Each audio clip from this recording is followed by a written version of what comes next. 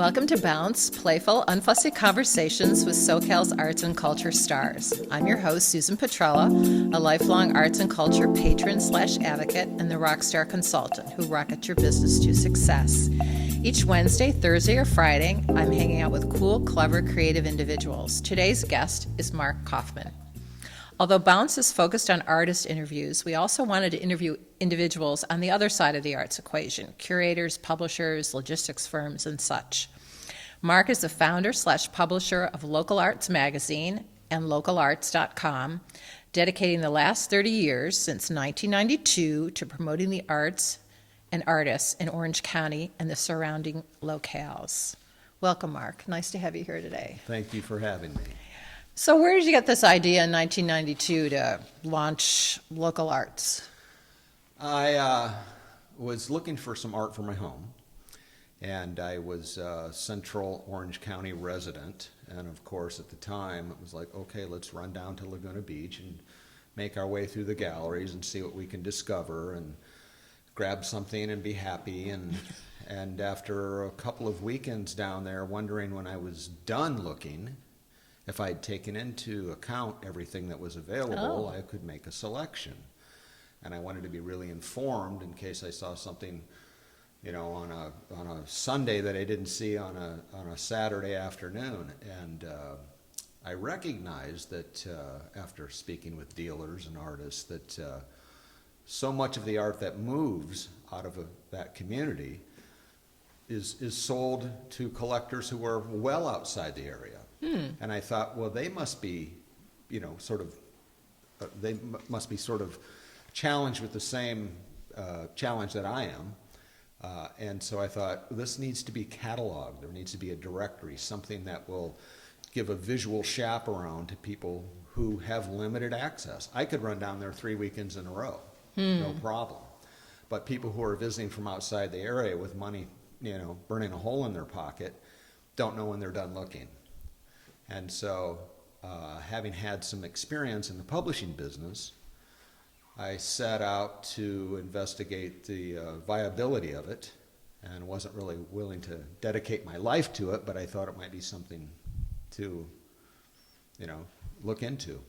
And so how did you determine like what you wanted to include and the size? Because it's very interesting, you know, size-wise. Print is basically, they say the same old stuff on different paper. But the point is that you, like anything else, form follows function. Mm-hmm. And I really wanted to produce it in a size, in a directory size or a digest size that would allow people to hold on to it, throw it in their glove box, throw it in their purse, not have it be cumbersome or something they would fold up and it would be in the way and eventually they would discard. So I elected to go with a narrow format, and seems to make sense because it allows people to do exactly what I said. They can pick it up, they can hold on to it, they can look at it later. Okay. And so you've got maps in there, you've got advertisements, and yes. now you also have, there was a wonderful interview with a local artist also, which I understand that wasn't really what you had in the first Well, initially editions. it was just going to be sort of packed with what was out there and what was available to people on the street. And then I recognized that there was a lot more going on behind the scenes. There were institutions that were involved, there were educators that were involved, there were studios, artists that were involved, and that I guess, well, let's do the quick math, 92 to 2013, I come up with 21 years later. I changed the format and broadened it a little bit and started to include editorial unrelated to what was on the cover, and prior to that I just had an editorial on the cover and that was the end of it. And in 2013 I changed the format, I started adding content, I extended the calendar of events, I started putting in an art history feature because I felt like it was no better opportunity than to educate a reader about other things that were going on historically. And you know, it was greeted with a lot of praise, I guess. I was going to say, so was it a welcome, was the art community that you're featuring welcome to this, or just pleased that? Very much so. I think that the challenges of Orange County culturally are that we don't have a downtown.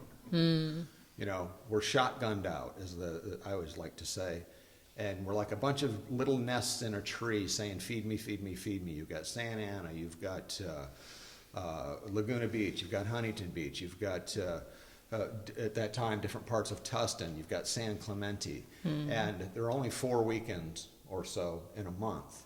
And when they start to plan these events, they're competing with each other unknowingly. So I thought by putting out a calendar, it will allow people to say, hey, I don't want to do my opening on that night because there's already 2 openings and I know it's going to be the same crowd. And without having some sort of master calendar, people are sort of left to hope that they become the cultural target for that particular evening. So you often see people at one opening, and then 2 hours later you'll see them at another opening 25 miles away or 20 miles away, and they're just trying to be supportive. They would prefer they were on different nights, but so. Yeah, I lived in Chicago at the time, and like the Field Museum, I was working on a gala, and they kept like the city's calendar of events or whatever. So if you wanted to, any of these organizations wanted to have an event, you would check with like the Women's Committee of the Field Museum, so that, you wouldn't have, your gala, on a competing time or whatever, especially because you were probably targeting the same crowd. I've had hundreds of conversations with gallery owners or directors who are like, oh, we want to do a show in the spring, maybe the first, weekend in April. I'm going, you've got 2 other big openings that are already scheduled, or you've got a museum event that night, and you might want to think twice about it just because you don't want to, shoot yourself in the foot. So. Okay. So you've enjoyed the past 30 years putting this out, and what's next for? Well, people will argue that print has come and gone, but ultimately, what it comes down is something that's tangible. Here we are trying to, our talent is expressed in a tangible medium, and so we do still have an affinity for something physical. And the publication is not vapor; it's not going to go away in cyberspace. And consequently, people hold on to them for years. I believe I told you before that just socially, someone will say, "What do you do?" And I try and describe it, and they nod. They don't really know, and then I say, "Look, I'll go get one. I'll bring one back." I come back, I show them a copy of Local Arts, and it's always, "Oh, I have one of those." So, I've had the good fortune of probably reaching 6 or 7 million readers in my career, and cataloging through the map where the creative energy is locally. It serves as a sort of a 0 point in many respects. It gives people some overview, and It's an expression of your art. It is. And your background. Yeah. In advertising and such. I'm a formally trained artist, illustrator, but I studied advertising design. Thought I was going to be, a whiz kid in the advertising agency. Ended up going into the publication industry, and at the time I was astounded by the power of the press and the manufacturing process. And the engineer in me said, let's put whatever we can, on print and get the word out there. And that was the way you did it at that time. So I describe it as a labor of love, and maybe I don't love you. And then when I'm done at the end of the day, I really love you, and you were good to me. But it's not, it certainly has its challenges in this day and age. I think that the future will concentrate more on an online networking of artists that will give them a forum to have a general profile where they can hang their goods, and people can research that for something very specific. My model is always the pastry chef who does incredibly decorative work, and that they belong in local arts. whether they're the cobbler or they're the Oh, the so not pastry just chef. limited to Oh, not at all. artists, Not but at all. all Musicians, creative, all bands, creative types.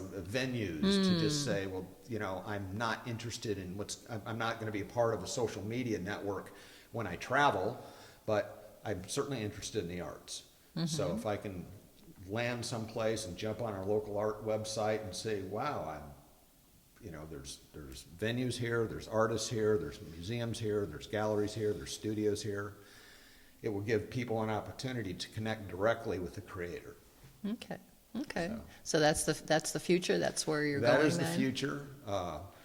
Starting localarts.tv shortly, which will just be allow artists to present their work in video and showcase what they're doing and sort of help spread the word that way. Okay, but you also are an artist. So what kind of work do you work on in that? Well, said you have a that's studio. always the interesting question, and the answer is, what does the style call for? Because being formally trained and working in a number of different styles and studying the masters and sort of understanding the intent and how different approaches, reach different results. I liken myself to a studio musician. It's like, pick up that instrument and play it in the background of my hit song. So I just always think of myself like, well, do you need something dimensional? Do you need something flat? Do you need something large? Do you need something small? Do you need something representational or non-objective? I'm a draftsman, so I studied the figure. I have a high regard for figurative work. So do you do figurative work? I Yes. do. Okay. Yeah, love the female form, love the male form. I think that, and again, when I see it done well, I'm always impressed, and I just love that the classics, carry on. So is all this work hiding out in your studio, or does A anyone lot get of to it. see it? Sometimes it'll show up in a group show someplace or in a commercial environment. Okay. I have a rep who will, toss my work out in front of somebody, and if it resonates, then, So with this wealth of information, do you get individuals asking, like, what gallery or artists or, would you recommend? Absolutely, or do you, all the time. Or, okay. I hear it from both sides. I hear it from patrons. I hear it from artists. Artists want to know what galleries are hot. Patrons want to know what artists are hot. Galleries want to know what other galleries are doing. Artists want to know what other artists are doing. And, it sort of puts me at a focal point, for certain information. And, everybody who is involved in the local arts community understands that, again, as I mentioned earlier, there are different aspects to the arts. Sometimes galleries make sense for an artist, sometimes they don't make sense for an artist. Someone taught, I pursued acting, and my acting coach, he said, show business is 2 words. There's show and there's business. And so many artists, excel at the show, but have no clue about the business. So as I deal with visual artists primarily, they might be talented, their work might be accomplished, but they're a little bit lost when it comes to getting it out there. And so sometimes I say, there's a gallery that would suit you, or don't believe that getting into a gallery is going to change your life. And so it just depends. So there's no plans to say local arts Boston or local arts Chicago or whatever you're pretty comfortable with? I think by the time... Or nobody's wanted to license this idea and take it other places? In the beginning it was like, I'm going to be the Pied Piper. I'm going to run around the country. It's going to be localarts.com/whatever. And at the time I had 2 young boys, and it was probably more important for me to stay home and play coach and play dad, and knowing that will always make sense. So I think as I expand going into the future, an online network will allow those different municipalities or different regions to sort of accumulate content, and it will work on that in that regard. And there can always be print pieces that are supporting events or supporting congregations of artists, just to help, I guess, catalog the information. But it is, Orange County is kind of strange, because I was trying at one time, I had this idea to kind of, because even North and South County are like two different entities. It's just very like, we don't even have our own like TV station, or, we do have a paper, which gets thinner and thinner because it comes every day. but yeah, it's just really weird. It's like, everything's about, like, I asked a Keen Coffee, he used to have Dietrich sold to Starbucks, and he's got one in Newport Beach and one in Tustin. It's like, oh, can't you put something up in North County and, Fullerton, where I am? No, we're happy, everything. Yeah, it's just a weird, it's still a weird kind of place after 20 years. Well, I think that, again, it goes back to, there are different, different municipal areas or metropolitan areas that will have, they'll go through cycles where an area will become downtrodden, and the artists will make their way in there, and they'll find a space, and they'll open up a warehouse, and somebody will, put a cafe with a bakery, down below, and pretty soon you start to have, a heartbeat. And then that will go on for 8 or 10 years, and it will become too expensive for all the artists that are there, and some other area will become, and they will just move around. But in Orange County, you don't really have that old, decrepit metropolitan area. I mean, I shouldn't say that there have been efforts in Santa Ana to revive, and they've had some success, but we just don't have that giant area correct. where you're like, hey, let's run down there for lunch and grab a snack and walk around and peek in a bunch of artist storefronts and kind of catch up with the latest. Okay. So the book catalogs, I call it book, catalogs where things are, highlights where the energy is, has a calendar of events, and you can jump online, and there are sort of hot links to everybody. I don't try and get in the way of that throughput. If you snap on somebody's name, you're going to go there, and I'm not going to reroute you through me. But so did you find work that time when you were looking all those years ago, by going down there? Did you find work for your home? I did, and I ended up taking it back. It was a print, so it wasn't something that was, it was just, it just didn't make sense. I tried it, and I think at that point I got distracted and started the publication, and with my training, I was able to put together a mock-up of my vision with the publication, and run around and have these art dealers go, oh, is this the first issue? Mm-hmm. Say, no, this is a mock-up. Every 8th page is the same page. and I would hear, oh, well, we want to see the first one before we commit. I said, well, there won't be a first one unless you commit. But I remember there was a little gal, I can't remember the name of it, down on Lido, and she said, oh, I'll buy from you. And I was astounded. You will? So it took off and made money the first issue, and thrived until about 2008, when the world changed with the meltdown of the mortgage crisis. And moving forward, we kind of came out of that with cell phones and Facebook and social media, and it changed everybody's means of communicating. And artists certainly felt it. In certain ways, it was a good way. It allowed them to, they have a camera on their phone, how they can, share their work. And in many respects, that really broadened someone's exposure. But years later, now you're competing with several million other people who are doing the same thing. So it's an interesting ride. I think every artist will tell you that the difficult part is trying to, find the proper eyeballs for your work.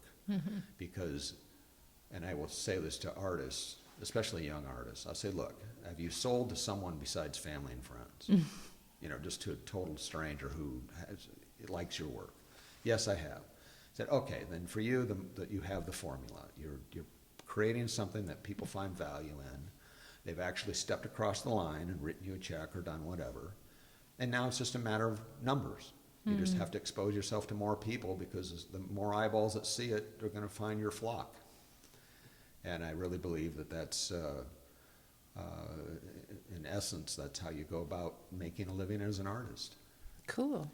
So where can we find, local arts, where can we find you? You can find it at most of the galleries, most of the, a lot of the cafes, especially along the coast.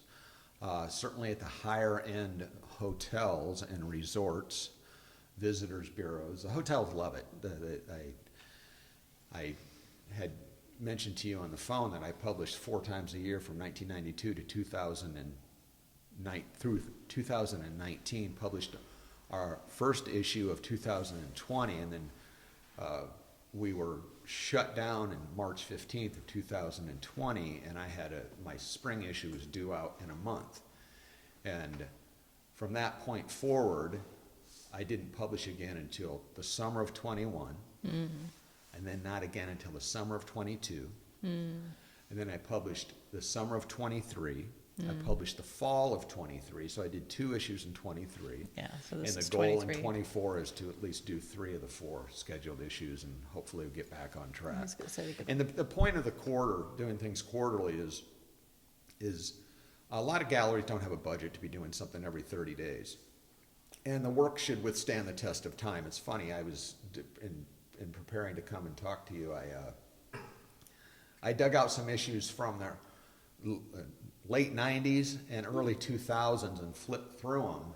And I'm going, that's so beautiful. It's still a beautiful piece of work. So the work should withstand the test of time. The point of a quarterly profile is a lot of shows will run for 2 or 3 months, or they won't know in advance of what they're doing, so what their schedule is. So it just makes sense to kind of update people every 90 days. And Well, yeah, I feel like 2023 was kind of a transition year, and things are kind of maybe getting back on track a little bit. So. yeah, let's hope so. It was interesting for me because I didn't make a lot of sense when you couldn't really pick up the publication. No place was open, and there were no shows that were scheduled. But my artists were telling me, I'm having a great year because everybody's at home with all of this money to burn. They're painting their walls, and they want a new painting. And so for 20 and 21, all of my clients were saying, I'm doing well. All my old collectors don't have anything to do with their time, so they're redecorating. I'm in my end going, well, I'm collecting unemployment, hoping that the world comes back to some sort of normalcy, but good for you. And then I thought, you know what? That's gonna thin out. So by the end of 22 and the beginning of 23, you started to see the art market really take a deep breath and start to question whether or not they were going to make it. And in many cases, things have changed dramatically. We've lost a handful of great galleries that were in the Laguna Beach area specifically. Some others outside of it have been, really challenged. And, I think culturally and societally, we are in a position where we have to ask ourselves how important our brick and mortar experience is.